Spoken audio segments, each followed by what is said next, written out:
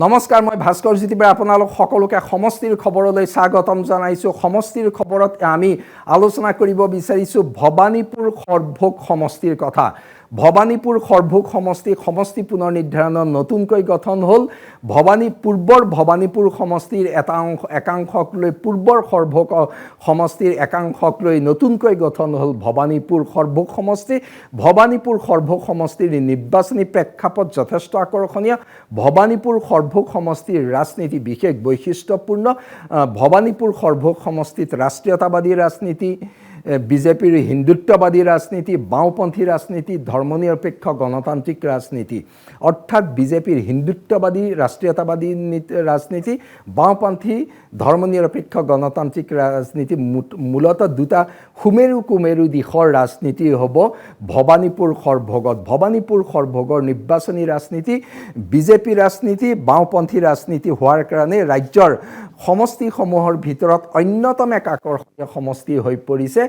ভবানীপুৰ সৰভোগ সমষ্টি। এতিয়া আমি ভবানীপুৰ আৰু সৰভোগ সমষ্টি আমি পূৰ্বে উল্লেখ কৰাৰ দৰে যে পূৰ্বৰ ভবানীপুৰৰ এটা বৃহৎ অঞ্চল আহিল, পূৰ্বৰ সৰভোগৰ এটা বৃহৎ অঞ্চল সংযোগ থাকি গৈ নতুনকৈ গঠন হ'ল ভবানীপুৰ সৰভোগ সমষ্টি। সমষ্টি পুনৰ নিৰ্ধাৰণত কেনেদৰে গঠন হ'ল ভবানীপুৰ সৰভোগ সমষ্টি? 3খন পৌৰসভা আৰু 20খন গাঁও পঞ্চায়তেৰে ভবানীপুৰ সৰভোগ সমষ্টি গঠিত। পৌৰসভা কেইখন হৈছে হাউলি পৌৰসভা, বৰপেটা ৰোড পৌৰসভা, সৰভোগ পৌৰসভা। হাউলি, বৰপেটা ৰোড, সৰভোগ পৌৰসভা 3খন নগৰ আছে সমষ্টিটোত। এই 3খন নগৰ আছে নামনি অসমৰ অতি গুৰুত্বপূৰ্ণ 3খন নগৰ এই এটা সমষ্টিত আছে। সেই দিশৰ পৰা নগৰীয়া অঞ্চলৰ ৰাজনীতিও ভবানীপুৰ সৰভোগ সমষ্টিত হ'ব বিশেষ তাৎপৰ্যপূৰ্ণ। ভবানীপুৰ সৰভোগ সমষ্টিত গোবৰ্ধনা উন্নয়ন খণ্ডৰ অন্তৰ্গত 6খন গাঁও পঞ্চায়ত অন্তৰ্ভুক্ত হৈছে। গোবৰ্ধনা উন্নয়ন খণ্ডৰ এই 6খন গাঁও পঞ্চায়তৰ ৰাজনীতি আন অঞ্চলতকৈ পৃথক। গোবৰ্ধনা অঞ্চলৰ ৰাজনীতিৰ এই দিশটো ইয়াত স্পষ্ট হৈ পৰে যে এই অঞ্চলৰ 6খন গাঁও পঞ্চায়তৰ ৰাজনীতিত 6খনৰ ভিতৰতে একৰৈক্ষিক নহয়, প্ৰতিখন পঞ্চায়তে স্থানীয় কাৰকে ক্ৰিয়া কৰে। অৰ্থাৎ গোবৰ্ধনা উন্নয়ন খণ্ডৰ অন্তৰ্গত 6খন গাঁও পঞ্চায়তৰ ৰাজনীতিয়ে ভবানীপুৰ সৰভোগ সমষ্টিৰ ৰাজনীতিত এক বিশেষ মাত্ৰা প্ৰদান কৰিছে। ভবানীপুৰ উন্নয়ন খণ্ডৰ অন্তৰ্গত 7খন গাঁও পঞ্চায়ত অন্তৰ্ভুক্ত হৈছে। ভবানীপুৰ উন্নয়ন খণ্ডৰ 7খন গাঁও পঞ্চায়ত অন্তৰ্ভুক্ত হ'ল ইয়াত নতুন ভবানীপুৰ সৰভোগ সমষ্টিত। এই উন্নয়ন খণ্ডৰ পৰা অহা পঞ্চায়তসমূহো কিন্তু ৰাজনীতিও বিশেষ বৈশিষ্ট্যপূৰ্ণ। চকচকা উন্নয়ন খণ্ডৰ অন্তৰ্গত 7খন গাঁও পঞ্চায়ত আহিল ভবানীপুৰ সৰভোগ সমষ্টিলৈ। অৰ্থাৎ এই 7খন গাঁও পঞ্চায়তৰ ৰাজনীতিও পূৰ্বৰ 6 আৰু 7খনতকৈ কিছু পৃথক। অৰ্থাৎ ভবানীপুৰ সৰভোগ সমষ্টিৰ ৰাজনীতি ভৌগোলিক দিশৰ পৰা তাৎপৰ্যপূৰ্ণ। প্ৰতিটো ভৌগোলিক অঞ্চলতে স্থানীয় ৰাজনীতিয়ে ক্ৰিয়া কৰে। সেইদৰে ভবানীপুৰ সৰভোগ সমষ্টিটো স্থানীয় ৰাজনীতিয়ে ক্ৰিয়া কৰিব। মুঠৰ ওপৰত এই 20খন পঞ্চায়তৰ ৰাজনীতি একৰৈক্ষিকটো নহয়, বহু ক্ষেত্ৰত বৈচিত্ৰ্যময় হয়। আৰু ভবানীপুৰ সৰভোগ সমষ্টিৰ মতাদৰ্শগত ৰাজনীতিৰ দিশটো আমি ক'ম, যিটো কাৰণত ভবানীপুৰ সৰভোগ সমষ্টিৰ গ্ৰামাঞ্চলৰ ৰাজনীতি পাৰ্শ্বৱৰ্তী আনকেইটা সমষ্টিতকৈ পৃথক হয়। সমষ্টিটোৰ মুঠ ভোটাৰ 2,18,385 গৰাকী। পুৰুষ ভোটাৰ 1,11,623 গৰাকী। মহিলা ভোটাৰ 1,06,750 গৰাকী। তৃতীয় লিংগ 12 গৰাকী। ধৰ্মীয় সংখ্যালঘু ভোটাৰ 73,000। বাঙালী ভোটাৰ 35,000। সমষ্টিটোৰ জনগাঁথনিগত দিশৰ পৰা দেখা যায় যে এই ক্ষেত্ৰত এটা কথা উল্লেখ কৰা ভাল হ'ব যে পূৰ্বৰ সৰভোগ সমষ্টি ধৰ্মীয় সংখ্যালঘু ভোটাৰ বৃহৎ সংখ্যক আছিলে ভবানীপুৰ সমষ্টিটো আছিলে অৱশ্যে কিন্তু ভবানীপুৰ সমষ্টি পূৰ্বতেও ধৰ্মীয় সংখ্যালঘু প্ৰধান সমষ্টি নাছিলে হিন্দু প্ৰধান সমষ্টিহে আছিলে ভবানীপুৰটো সৰভোগ সমষ্টিৰ ধৰ্মীয় সংখ্যালঘু ভোটাৰ থকা অঞ্চল কৰ্তন হৈ আঁতৰি যোৱাৰ ফলত ভবানীপুৰ সৰভোগ সমষ্টিত পূৰ্বতকৈ ধৰ্মীয় সংখ্যালঘু ভোটাৰ হ্ৰাস পালে ধৰ্মীয় সংখ্যালঘু ভোটাৰ হ্ৰাস পোৱাটো ভবানীপুৰ সৰভোগ সমষ্টিৰ বাবে তাৎপৰ্যপূৰ্ণ ভবানীপুৰ সৰভোগ সমষ্টিৰ নিৰ্বাচনী সমীকৰণত ধৰ্মীয় সংখ্যালঘু ভোটাৰৰ ভূমিকা গুৰুত্বপূৰ্ণ হয় এই কাৰণেই যে পূৰ্বে সৰভোগত ধৰ্মীয় সংখ্যালঘুৱে নিৰ্ণায়ক ভূমিকা পালন কৰিছিলে যি কাৰণত 21 নিৰ্বাচনৰ দৃশ্যপট সলনি হৈছিলে কিন্তু এবাৰ 21তকৈ পৃথক হ'ব ভবানীপুৰ সৰভোগ সমষ্টিৰ নিৰ্বাচন ভবানীপুৰ সৰভোগ সমষ্টিৰ নিৰ্বাচনী প্ৰেক্ষাপটৰ আৰু কিছু ব্যাখ্যা আছে তাৰ পূৰ্বে আমি আলোচনা কৰি ল'ব বিচাৰিছোঁ সমষ্টিটোত বিজেপিৰ প্ৰাৰ্থী ৰঞ্জিত কুমাৰ দাস পূৰ্বে 2021ত ৰঞ্জিত কুমাৰ দাসে পাটাচাৰকুছিৰ পৰা নিৰ্বাচিত হৈছিলে এইবাৰ তেওঁ ভবানীপুৰ সৰভোগলৈ গ'ল 2011 আৰু 2016ত ৰঞ্জিত দাসে পূৰ্বৰ সৰভোগ সমষ্টিৰ পৰা নিৰ্বাচিত হৈছিলে কিন্তু যোৱাবাৰ সৰভোগ সমষ্টিত কংগ্ৰেছ আৰু AIUDFৰ মিত্ৰতা হোৱাৰ ফলত নিৰ্বাচনী সমীকৰণ বিজেপিৰ প্ৰতিকূলে যোৱাৰ নিশ্চিত সম্ভাৱনাৰ বাবে ৰঞ্জিত কুমাৰ দাসে পাটাচাৰকুছি সমষ্টিলৈ আহিলে আৰু পাটাচাৰকুছি সমষ্টিৰ পৰা নিৰ্বাচিত হ'ল এইবাৰ সমষ্টি পুনৰ নিৰ্ধাৰণৰ ফলত জনগাঁথনিগত দিশৰ পৰা ভবানীপুৰ সৰভোগ সমষ্টিৰ বিজেপিৰ অনুকূল সমষ্টি হ'ল আৰু ৰঞ্জিত দাস পুনৰ ভবানীপুৰ সৰভোগ সমষ্টিলৈ গ'ল ভবানীপুৰ সৰভোগ সমষ্টিলৈ ৰঞ্জিত দাস গ'ল ভবানীপুৰ সৰভোগ সমষ্টিৰ জনগাঁথনিগত দিশেই নহয় ভবানীপুৰ সৰভোগ সমষ্টিত সাংগঠনিকভাৱেও বিজেপি ভাল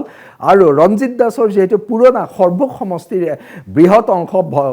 ভবানীপুৰ সৰভোগত আছে স্বাভাৱিকতে ৰঞ্জিত দাসৰ বাবে এইটো এটা ঘৰুৱা সমষ্টি পাটাচাৰকুছিতকৈ ভবানীপুৰ সৰভোগ সমষ্টি তেওঁৰ বাবে ঘৰুৱা সমষ্টি ৰঞ্জিত দাসে সৰভোগতে তেওঁ ৰাজনৈতিক জীৱন আৰম্ভ কৰিছিলে তাৰ পৰা দুবাৰ বিজয়ী হৈছিলে আনকি 2011 চনৰ য'ত যেতিয়া বিজেপিৰ মাত্ৰ 5 গৰাকী বিধায়ক নিৰ্বাচিত হৈছিলে তেওঁ সৰভোগৰ পৰা বিজেপি বিধায়ক নিৰ্বাচিত হোৱাটো মন কৰিবলগীয়া আছিলে এতিয়া সেই ৰঞ্জিত দাসে পুনৰ ভবানীপুৰ সৰভোগৰ পৰা প্ৰতিদ্বন্দ্বিতা কৰিব বিজেপিৰ প্ৰাৰ্থী ৰূপে কংগ্ৰেছে সমষ্টিটো এৰি দিছে CPIMৰ প্ৰাৰ্থী মনোৰঞ্জন তালুকদাৰ হৈছে বৰ্তমান বিলুপ্তি ঘটা সৰভোগ সমষ্টিৰ বিধায়ক মনোৰঞ্জন তালুকদাৰে যোৱা 21 নিৰ্বাচনত সৰভোগ সমষ্টিৰ পৰা বিজয়ী হৈ আহিছিলে মনোৰঞ্জন তালুকদাৰ ৰাজ্যৰ এজন আগশাৰীৰ বাওঁপন্থী নেতা পূৰ্বৰ সৰভোগ সমষ্টি যেহেতু CPIMৰ শক্তিশালী গণভিত্তি আছিলে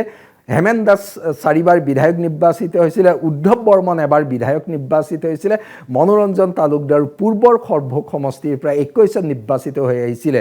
এইবাৰ সমষ্টিটো CPIMক এৰি দিছে কংগ্ৰেছে আৰু ভবানীপুৰ সৰভোগ যদিও সৰভোগৰ এটা অংশই থাকি গ'ল ভবানীপুৰতো CPIMৰ প্ৰভাৱ আছে মনোৰঞ্জন তালুকদাৰৰ বাবেও এইটো এটা নিজা সমষ্টি তেওঁ প্ৰতিনিধিত্ব কৰা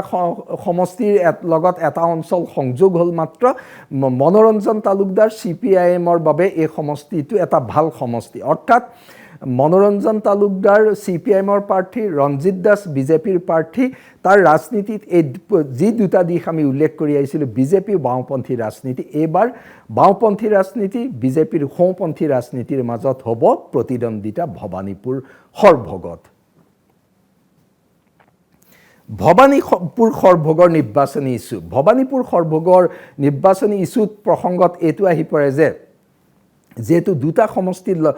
অঞ্চল আহি নতুন সমষ্টি ভবানীপুৰ সৰভোগ হ'ল সৰভোগ সমষ্টিৰ বিধায়ক মনোৰঞ্জন তালুকদাৰে আছিলে মনোৰঞ্জন তালুকদাৰ বিৰোধী বিধায়ক আছিলে তেওঁৰ দিনত কিমান নিৰ্বাচন উন্নয়ন হ'ল আৰু বিজেপি চৰকাৰে বিৰোধীৰ সমষ্টিত কিমান উন্নয়ন কৰিলে সেইটো এটা কাৰক হিচাপে দেখিবলৈ পোৱা গৈছে আৰু ভবানীপুৰ সমষ্টি যেহেতু ভবানীপুৰত আছিলে ভবানীপুৰৰ অঞ্চল আহিলে তাত বিজেপি বিধায়ক আছিলে ফণীধৰ তালুকদাৰ সেই অঞ্চলসমূহতো কেনেকুৱা উন্নয়ন হ'ল মুঠৰ ওপৰত বিজেপি চৰকাৰৰ দিনত কিমান উন্নয়ন পালে আৰু তেওঁলোকৰ বিধায়ক বিৰোধীৰ মনোৰঞ্জন তালুকদাৰ আছিলে কিমান হ'ল আশা কৰা ধৰণে উন্নয়ন নাই হোৱা বুলি আমি প্ৰায়ে শুনি থাকোঁ সেইকাৰণে এইবাৰ ভবানীপুৰ সৰভোগৰ উন্নয়ন হ'ব অন্যতম প্ৰধান নিৰ্বাচনী ইছ্যু কেৱল উন্নয়নে নহয় ভবানীপুৰ সৰভোগতো হিতাধিকাৰীৰ প্ৰসংগই প্ৰভাৱ পেলাব হিতাধিকাৰীয়ে ব্যাপক প্ৰভাৱ পেলোৱাৰ সম্ভাৱনা আছে বিজেপিৰ আশাই হিতাধিকাৰীৰ ভোট তেওঁলোকে লাভ কৰিব কিন্তু একাংশ হিতাধিকাৰীৰ ভোট মনোৰঞ্জন তালুকদাৰে লাভ কৰাৰ সম্ভাৱনা আছে কাৰণ হিতাধিকাৰীৰ আঁচনি বিতৰণত স্থানীয় বিধায়ক হিচাপে তেওঁ নিৰপেক্ষতাৰে কামবোৰ আগবঢ়াই নিছিলে সেই দিশৰ পৰা হিতাধিকাৰীৰ একাংশ ভোট বাওঁপন্থী দললৈ গ'লেও যোৱাৰ সম্ভাৱনাও আছে তাৰ লগতে যিহেতু আমি কৈছিলোঁ যে মতাদৰ্শগত ৰাজনীতি চলে ভবানীপুৰ সৰভোগত বাওঁপন্থী মতাদৰ্শৰ প্ৰতি গভীৰ আস্থা সমান্তৰালভাৱে বিজেপিৰ হিন্দুত্ববাদী ৰাজনীতি মতাদৰ্শৰ ৰাজনীতিয়ে আলোড়িত কৰি ৰাখে ভবানীপুৰ সৰভোগৰ ভোটাৰৰ মাজত ই অতি ভাল গণতন্ত্ৰৰ বাবে সুস্থ দিশ বাওঁ মতাদৰ্শৰ ভোটাৰ হিন্দুত্ববাদী মতাদৰ্শৰ ভোটাৰৰ মাজত নিৰ্বাচনী সমীকৰণ আগবাঢ়ি যায় সেই দিশৰ পৰা কিন্তু ভবানীপুৰ সৰভোগ সমষ্টিৰ ৰাজনীতি আজিৰ দিনত ক'বলৈ গ'লে এক মতাদৰ্শগত ভিত্তিক ৰাজনীতি যি আন বহু সমষ্টিত দেখিবলৈ পোৱা নাযায় আমি ধাৰণা কৰিছোঁ এইবাৰ ৰঞ্জিত দাস বনাম মনোৰঞ্জন তালুকদাৰ নিৰ্বাচন হ'ব দুই মতাদৰ্শগত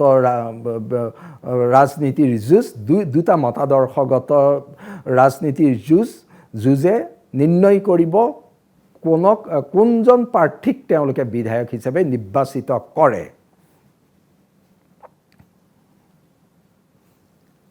এটা বিজেপি নে CPIM আজিৰ দিনত সুবিধাজনক অৱস্থানত আছে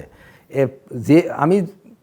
বিজেপিৰ কথাটো কৈছোঁ যে বিজেপিৰ মূল কথাটো হৈছে জনগাঁথনি সলনি হ'ল আৰু নামনি অসমত বিজেপিয়ে যেহেতু বংগমূলীয় ধৰ্মীয় সংখ্যালঘুৰ আগ্ৰাসনৰ প্ৰসংগটো সজোৰে উত্থাপন কৰিছে ইয়াৰ ফলত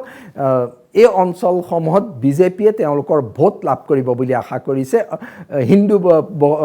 ভোটাৰৰ ভোট ব্যাপক হাৰত লাভ কৰিব বুলি বিজেপি আশাবাদী তাৰ লগতে ডক্টৰ হিমন্ত বিশ্ব শৰ্মা চৰকাৰৰ কাম কাজ এই সকলো দিশৰ পৰা তেওঁলোক আশাবাদী হৈ আছে যে এইবাৰ সমষ্টিটো তেওঁলোকে জয়লাভ কৰাৰ সম্ভাৱনা আছে ৰঞ্জিত দাসৰ ব্যক্তিগত সম্পৰ্ক আছে যেহেতু পূৰ্বে তেওঁ সৰভোগৰ বিধায়ক আছিলে প্ৰাৰ্থীৰ ৰঞ্জিত দাসৰ ব্যক্তিগত সম্পৰ্ক সুদীৰ্ঘদিন সেই অঞ্চলত তেওঁ কৰা ৰাজনীতিয়ে তেওঁৰ এক গণভিত্তিও গঢ়ি তুলিছে সেই দিশৰ পৰা বিজেপিয়ে ভাবি আছে তেওঁলোক সুবিধাজনক অৱস্থানত আছে বিৰোধী প্ৰাৰ্থী CPIMৰ মেও ভাবি আছে যে যেহেতু CPIMৰ গণভিত্তি আছে মনোৰঞ্জন তালুকদাৰৰ আদৰ্শ ভিত্তিক ৰাজনীতিৰ প্ৰতি সমষ্টিবাসীয়ে সঁহাৰি দিব লগতে কংগ্ৰেছৰ সংগঠন আছে কংগ্ৰেছৰ বিজেপি বিৰোধী ভোটে সহায় কৰিব এই দিশৰ পৰা বিৰোধী আশাবাদী হৈ আছে মুঠৰ ওপৰত ৰঞ্জিত দাস আৰু মনোৰঞ্জন তালুকদাৰৰ এই নিৰ্বাচন হ'ব